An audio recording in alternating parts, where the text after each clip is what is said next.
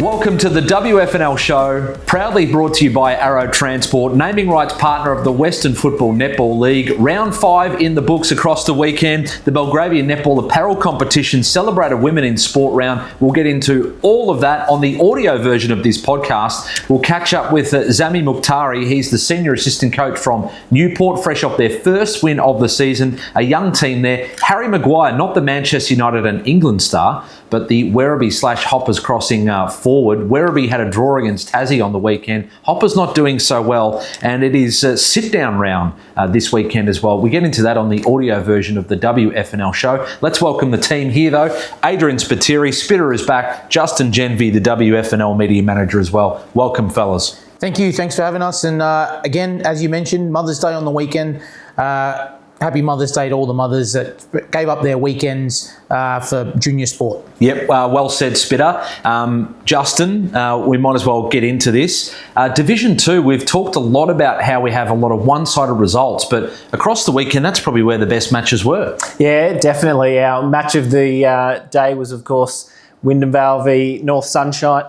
Versus North Footscray, and that really lived up to the billing, that one. So, a close game, and one Wyndham Vale got over the line in the end. So, a great result. Obviously, as well, had a draw with Sunshine Heights and Braybrook. Chase Wazzle kicking not the go-ahead goal, but the goal to level scores with only a few minutes to go in that one. So that was another ripper. Yeah, and Western Rams defeating Tarneet by 13 points. So Spitter, all of a sudden, Div 2's come alive.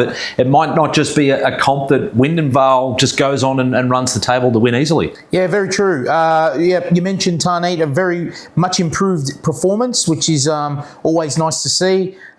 Western Rams, again, getting their second win for the year. The draw, I think we spoke about the two spearheads for North Footscray and Wyndham Vale, but actually Jackson Viola and Chase Wazzle, as you mentioned, both coming off bags as well. So probably flew under the radar there as well. And then obviously West Footscray just probably a little too strong for Auburn Vale in the end, but another good result. Well, spearheads, you mentioned it there. North Footscray, Lyndon Dunn has been kicking goals for fun, but Wyndham Vale clearly did their homework, held him to 2 goals. Yeah, absolutely. 2 goals. So probably that's where Wyndham Vale get their win from. Fullback does a fantastic job and keeps them to 2.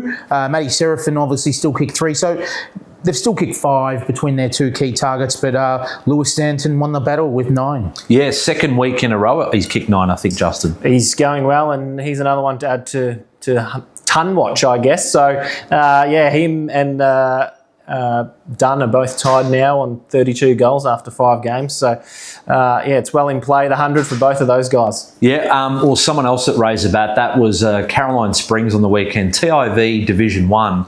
The Lakers and Hoppers Crossing was actually close at quarter time, and the Lakers just completely blew them off the park, Spitter. Yeah, just too strong around the ground. Midfield is very good at Caroline Springs, and Max Desari, the captain, or co-captain with Cooper Pepe, probably the 2 best players. Another bag of 5 for Malik Alafakatani and Steve Krayaz kicking 4. It's a tricky one to pronounce. Steve Kiriasis, if you can I buy a vowel? Yeah, there you go. But between the 2 of them, they've been big targets for Caroline Springs and made a difference. They've kicked 18 and 19 goals between them. And I think most of the sides that are higher up on the it's no real secret here, but most of the sides that are higher up on the ladder have good avenues to goal. And Caroline Springs, too strong for Hoppers Crossing. Yeah, they had 4 players that kicked 18 goals between them against Hoppers Crossing.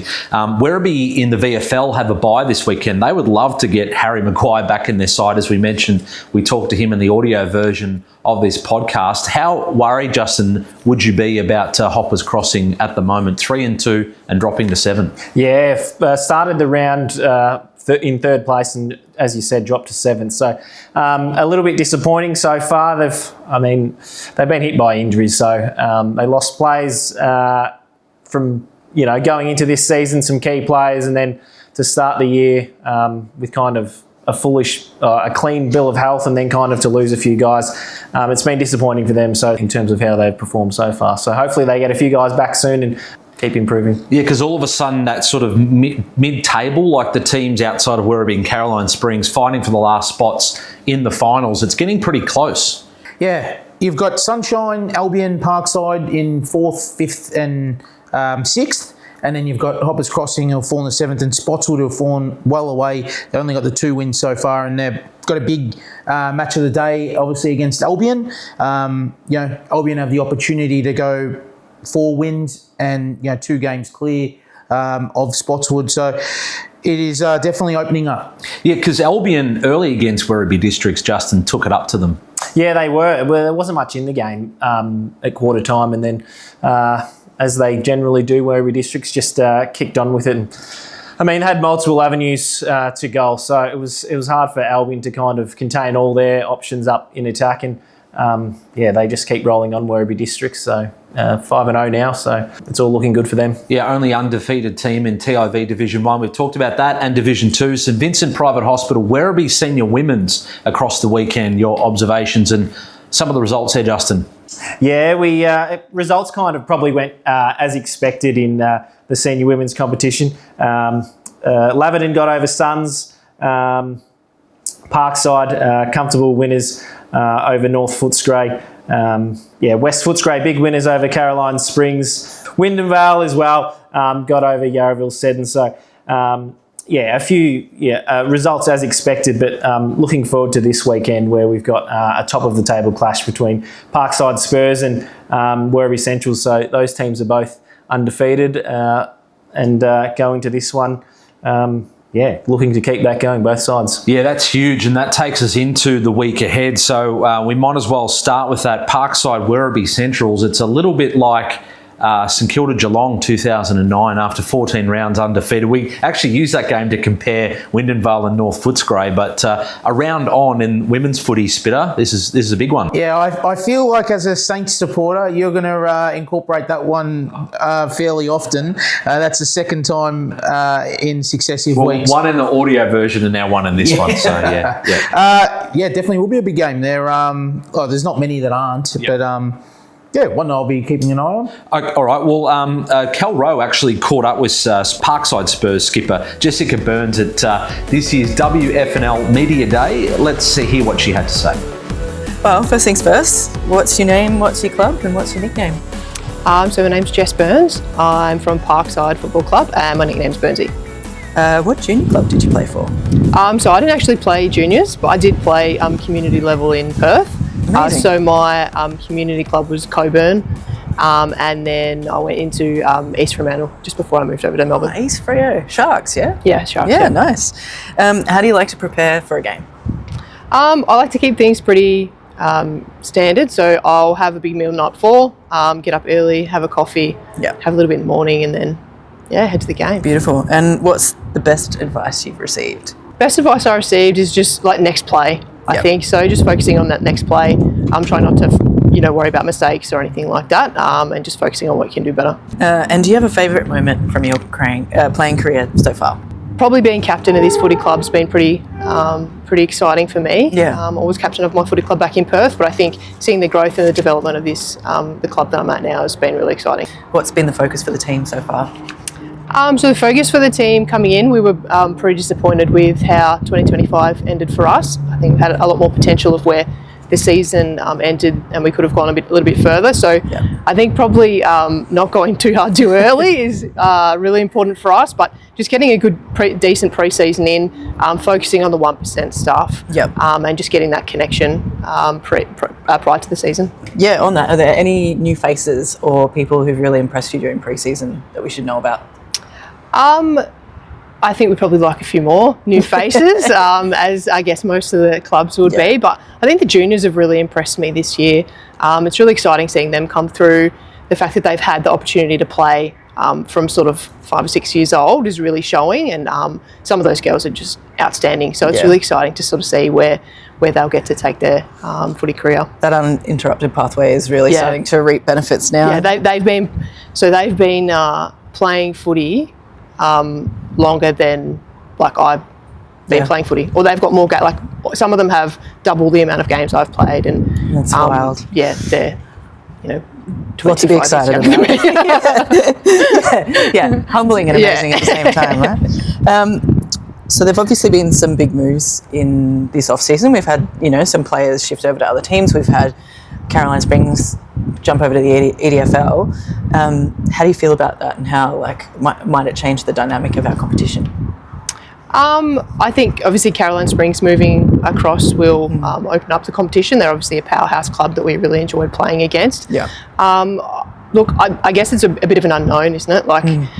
You don't know. I think it's going to be more even. Some of the recruitment from some of the clubs who struggled last year have had some decent recruitment campaigns, and they'll be exciting to play against. So hopefully it'll even out the league a little bit more with those teams. But I guess it's a bit of an unknown at this stage, isn't it? It does feel like a bit of a leveler, like everything's coming together a bit closer, which would be nice. The new comp structure with the double finals opportunity, how's the team feel about that? Any strong feelings? Look, I think for us, the aim is to finish as high as possible. So I think in the old final structure, I would be hoping that we'd make finals. But I guess we're just looking at taking this one step, 1 week at a time.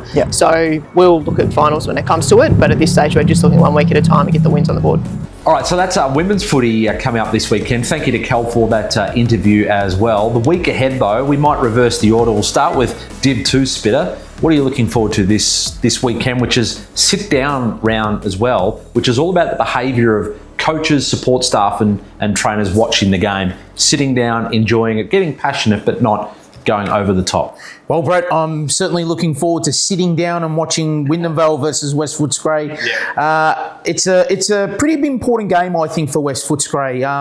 The Roosters dropped a game to North Footscray really badly a few weeks ago. They've beaten the sides that they should beat, but I think for them, third last year, to really take a step forward and maybe not be the third best side, to try and be the first or second side. This is the type of game that they need to go to Wyndham Vale and they need to produce a performance. So that's one for me that I'm interested to see how that one goes. Any other games in Div 2 you want to mention there, the weekend ahead? Yeah, look, I actually think that Tarneet versus the Suns is going to be a pretty good game. Tarneet, obviously a huge away performance for them on the weekend. They went to Western Rams, who I think have been building a much better culture and improvement around their club, getting the job done in the end. But I think Tarneet's effort on the weekend can't go unnoticed. The Suns, I think, are right to be picked, to be honest. So I'd like to see the Tarneet get a first win for the year this week. Okay, Spitter, those are some of the matches you're looking forward to this weekend in Div 2. Justin, what have you got for us in Div 2 as well? Yeah, I've got Auburn Vale v Sunshine Heights, so 5th v 6th on the ladder. Evenly matched sides, I think, obviously where they're sitting. But yeah, it's going to be another good game. I think both of those sides, two wins, 2 losses, and a draw each. So looking forward to that one. I think, maybe another close one for Sunshine Heights coming off a draw as well. Looking forward to that. TIV Division 1, Spitter, this weekend. Yeah, Caroline Springs versus Point Cook has the potential to be a real good game. I think Point Cook, they've been sliding in under the radar a little bit. Their results haven't quite gone their way, but their performances have been good. I think a big task for them away against Caroline Springs, but I actually think that they're probably the smoky of the round. If any of the underdogs can get a win, it's Point Cook this week. I mean, it's a big call considering how well the Lakers played against Hoppers Crossing, another contender. How do they slow Caroline Springs down? I think if Point Cook, who have such a homegrown side of kids who have played in their system, so many young Point Cook juniors, I think if they can win the midfield battle, I think they can win the game. Okay, and young players, I guess they're full of confidence. So if they're close with them late in the match, anything can happen. Another young team, Newport, we've talked about them. They got their first win on the weekend against Point Cook Centrals. Can they go 2 in a row this weekend, Spitter? Look, probably not. I think going to Werribee is nearly an impossible task for any local football side at the moment. And unfortunately, Newport, as much as they're doing everything right and they've got plenty of experience and they have some young fellas coming through as well, I think Werribee is going to be too tough for them. Okay, TIV Division 1 this weekend. Justin, anything you've out there that's caught your eye? I would probably just say the other one is probably Werribee versus Hoppers Crossing, as we've touched on. Yeah, Hoppers Crossing, disappointing so far. Injuries haven't helped them. They'll be looking for improved performance and, a big test against Werribee said, and a side who's sitting third at the moment. So, watch this space. Yeah, absolutely, especially outside of Werribee and Caroline Springs. As we mentioned, the other teams trying to get into the finals this year. It is Arrow Transport Challenge time now. We love this. This week we've taken our final 4 competitors to take on the Forklift Basket Challenge. Get moving with Arrow. We're here for the Arrow Transport Challenge with the Western Football Netball League, competing with different teams and different players.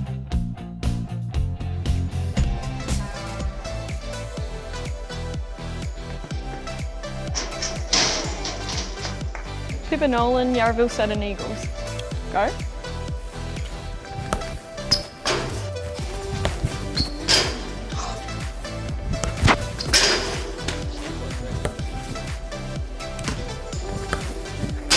Shame. Connor Sutter, Truganina Football Club. Oh no.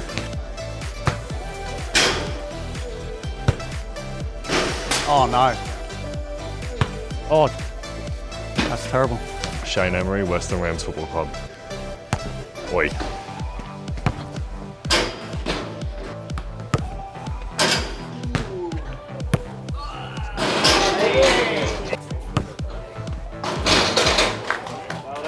Cool. Lock and Green, Yale 7 Football Club.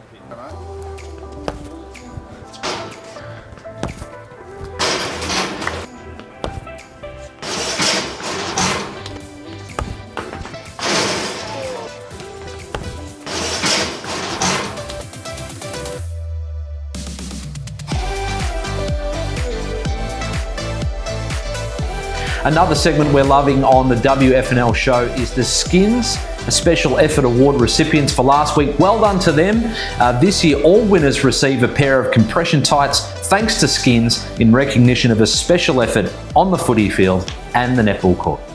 Plays of the week time. We haven't seen them, so before we roll into plays of the week, we like to talk about what we think might be on there. And again, we had some big bags of goals across the weekend. Spitter, I'll start with you. Hussein Kador for Newport can play down back, but he got amongst the goals on the weekend. Absolutely, he kicked 9. I'm guessing that at least one of them was worthy of a player of the week. Going out on a limb there. Well done to young Huss as well. Still a young player, but he's been around for a couple of years. So bag of 9 for Newport in their first win of the year. Someone else that might be in there, do you think?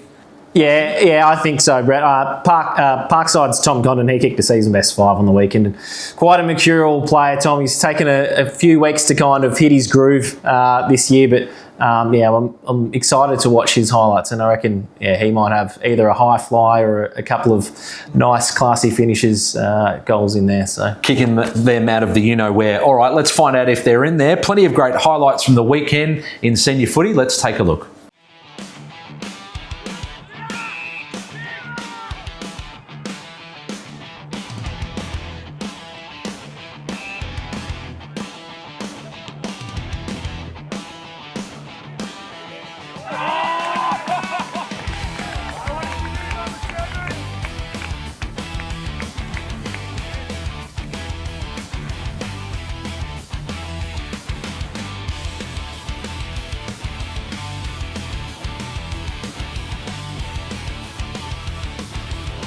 Kick inside 50, Stanton 1 out, can't mark, gathered the ball off his opponent, snapped around the body, Lewis Stanton, there's nothing he can't do! He is the difference.